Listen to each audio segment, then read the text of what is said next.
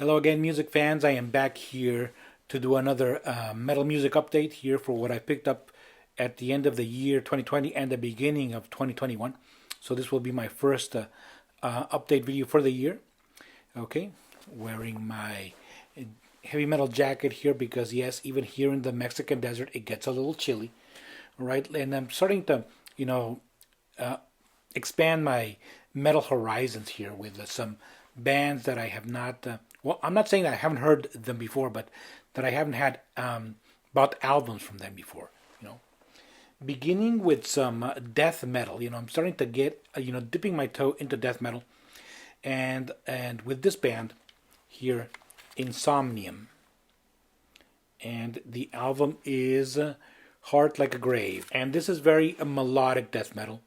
It's got the vocals, and it also includes some mixes in some clean vocals because they have two vocalists in the band, one for the growls and another for the clean vocals. And the musical side is very, very varied. It's not just a full-on onslaught. There's a lot of variation. A good deal of melody, and of course with the super heavy riffing. Really enjoyed this one. Hope to get more from Insomnium. And then another band that I had heard of course, and seen a couple of their videos. This is one of those so-called super groups where you get members from other bands. It's called They are Sons of Apollo in the progressive metal side. Okay, so this one includes Mike Portnoy, ex-Dream Theater, who is currently with a million other bands. Billy Sheehan, a bass player who has been with many bands. Mr. Big, David Lee Roth Band.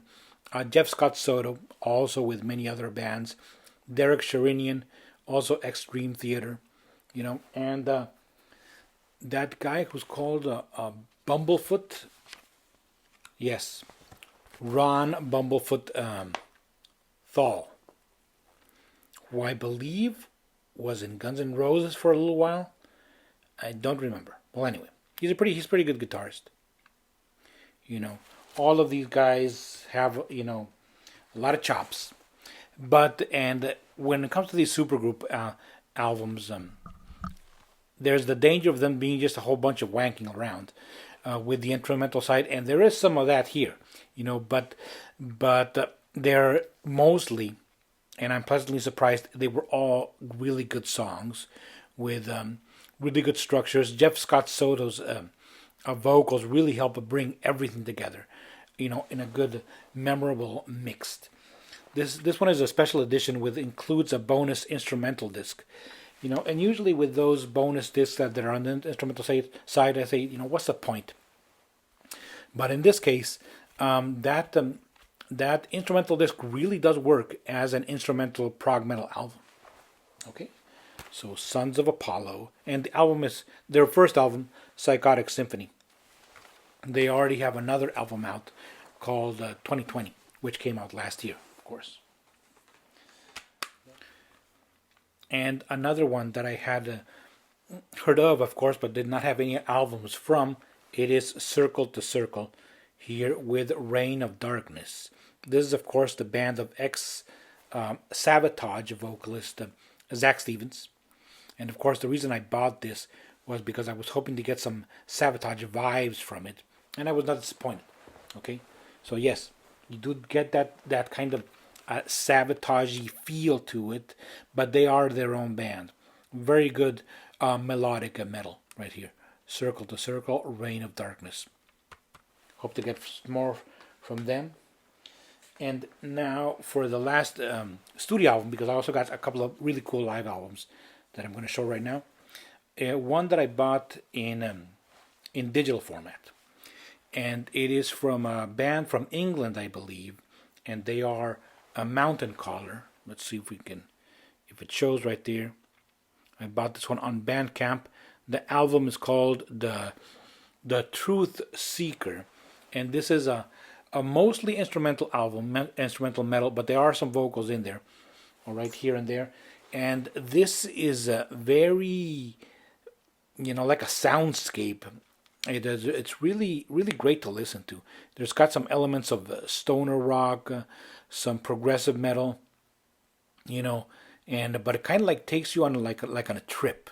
That's what I really liked about it. I also really like the cover, which has a bit of a comic book illustration feel. As you know, I'm a fan of comic books.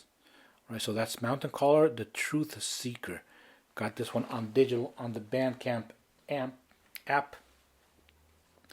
Now for the live stuff. First, we have one of my favorite bands, Camelot.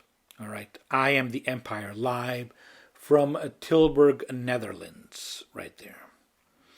Absolutely great recording. This is a CD and a DVD set. It's got the 2 CDs with the audio and 1 Blu-ray with the live show. All right, which is fantastic. And it also has an extra DVD right there with the exact same thing as the Blu-ray. So in case you want to watch it on DVD for some reason. Excuse me. All right, really great packaging. Comes in this like box with a slipcase. Comes out. Here we have it. I am right now listening to the second disc, so that's why it's not here. This is the Blu-ray, and here's the DVD over here. The 2 audios. A booklet with some great live shots here of the band, with a lot of guest stars, as you can see. Among them, the singers of Elaine, Alisa White-Glitz from Arch Enemy, the girl from the band called Once Human. I will put her name over here. Great live shots, and the concert is really really good. Okay, recommended. Another great live set here. We have prog metal legends Dream Theater. This one, Distant Memories live in London. It is a 2 CD and 2. What is it? 2? No, excuse me. 3 CDs and 2 DVDs. Okay, 3 CDs for the audio and 2 DVDs for the video. And the DVDs are not a repeat of each other. You know, it starts in DVD 1 and ends in DVD 2. But it is apparently either one full show or recorded over 2 nights. I'm not too sure about that. This, of course, has, as you can see kind of by the cover, they play the entire Scenes from a Memory album. Okay, Metropolis Part 2, Scenes from a Memory. They play that in its entirety, as well as some stuff from their most recent album. Okay, which is called, I'm going to put the title right here. All right, so 3 full CDs of music and 2 DVDs of video. And when was the last time you saw one of these thick boxes? Okay, so it comes in one of these. It's a bit cumbersome, right? You know, it opens right there in 3 parts. Dream Theater, Distant Memories live in London. Okay, well, that's all I have for this update. I'm just going to show something, you know, kind of like a curiosity that I was cleaning out right there in my closet, and I came upon this belt buckle, this Dio belt buckle that I had bought when I went to see Dio here in Mexico, not in my city, but in a neighboring larger city. All right. However, this is a bootleg. You know, this is bootleg merchandise, and the reason you can tell, you know, because sometimes those bootleggers, they kind of get it right, but they do miss some details. It's got the really cool Dio logo right there, but under here, where it should say Ronnie James Dio, it says Rooney James Dio, you know, with 2 O's. Okay, I don't know if you can check that out. It says Rooney. Okay, but still, kind of cool. You know, just a memento from when I went to see that show. It was in fact the second time I had, or rather, one of two times that I saw Dio. One was with Dio the band, and again later on with Heaven and Hell. Okay, well, that's all I have for this update. Thank you very much for watching, and so long.